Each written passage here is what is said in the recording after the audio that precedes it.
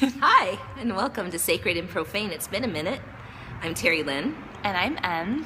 Today we're here to talk about the Heirophant, or what I always call the High Priest in the Tarot deck. You want to bring him up? Yeah.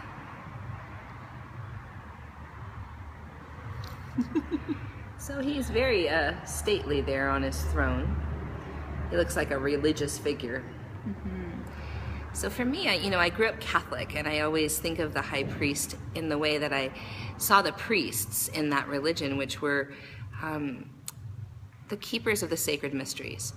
They somehow knew something maybe that the average person didn't know, and they were there to be kind of a mediator between God and the people. And you can see this even in yoga traditions today, where you might be a devotee and you find yourself a guru. And if you are devoted enough and you practice again and again and again, at one point the guru might give you a sacred mantra. And so you feel like you're maybe joining a club that the average person doesn't know. You might be getting some sacred knowledge that took initiation in order to get.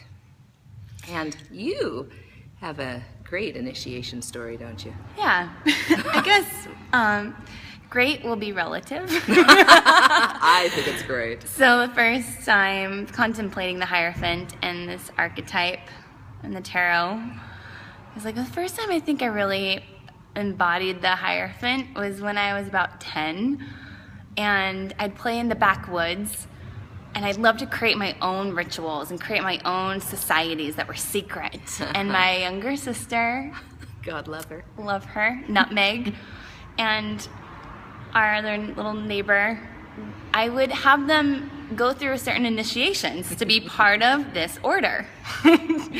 For example, licking the bottom of a slug. Did they do it? They did!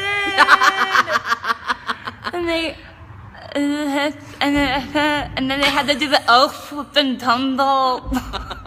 I am very loving to my sister now, I promise. Thank God. You got something to make up for. And I'm not saying that this is what all Hierophants and priests do. However, it was the act of an initiation, some sacred rite that would then grant you access to the greater mysteries, which once they licked the slug, and that's the thing that, like this, then they had access to all of my magical powers, part of this secret society in the backwoods of Gig Harbor, Washington. So I love this story so much. I have many backwoods stories myself. Man. But I think that, Megan, I'm sorry, I love you. you really were embodying like the Heirophant. Like the one that had the knowledge. Yeah. The one that had the initiation into the club, right? Knowledge, yeah. But definitely the initiation. Right. Or thought you had the knowledge. Thought I did. Yeah. Absolutely. And so we see this kind of in fraternities and that kind of thing too. Totally. You're entering into a club.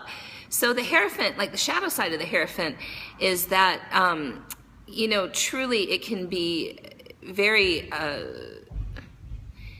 what do I want to say? What's the word I'm looking for? In society, very much part of the status quo, very much part of the establishment. Conforming To the establishment. And feeling like you have to conform to a certain way in order to have knowledge. So being very proud of the school you went to and thinking the university you went to had more knowledge than another person's school. Any kind of societal club that you enter into, thinking that your way might be better, you might be better than the others, you might have more knowledge, you might have more awareness. All of those kind of establishment practices. The high priest, the Heirophant, really goes along with establishment practices and not rocking the status quo. Yeah. And what it can really call us to do on our own soul's journey is to become our own authority. Yes. Right? And so where we can reclaim our own power and be like, do I really want to lick a slug? Do I really need this guru to give me the sacred mantra? Or can I, study the sacred mantra on my own? Yeah. Where I have trouble is that often in this society, in our day and age, in the yoga world, having those special mantras means you have to pay a lot of money and go to training after training after training. Yeah. And so that's where I kind of have that rebellion in me, thinking that the real guru is within me and I should listen to that own inner authority before joining any club for thousands of dollars. Absolutely. And I would never trust any club that would have me as a member. Hey, you're in my wife club. I know. No, I can't take That's Not an Original. I think that's Woody Allen. Yeah, okay. So, what's our question? Our question is, how do you find going with the establishment as actually something that could help you along your path? And where is it time to deviate from that and find your own inner authority? What is your experience with that? Becoming the author of your own life, your own story. Thank you. Thanks. Bye.